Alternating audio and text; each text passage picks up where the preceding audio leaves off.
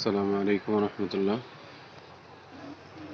আমরা এই মুহূর্তে হাজি সাহেবানদেরকে নিয়ে মসজিদে মাশআরিল হারাম তথা মুজদালিফা প্রান্তরে অবস্থান করছি। খোলা আকাশের নিচে রাত্রি যাপন করব।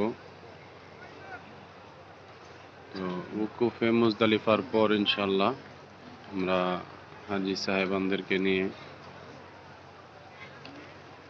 প্রথম দিনের মতো 10ই জিলহজ আমরা জামারায় বড় শয়তানকে কঙ্কর নিক্ষেপ করতে যাব ইনশাআল্লাহ। কঙ্কর নিক্ষেপের পর হাজি সাহেবদেরকে নিয়ে আমরা কুরবানি করতে যাব এবং কুরবানির পর হালাল হয়ে ফরজ তাওয়াফ সাই করব ইনশাআল্লাহ। আপনাদের সবার জন্য দোয়া রইল, আমরাও দোয়া চাই, আমাদের জন্য দোয়া করবেন।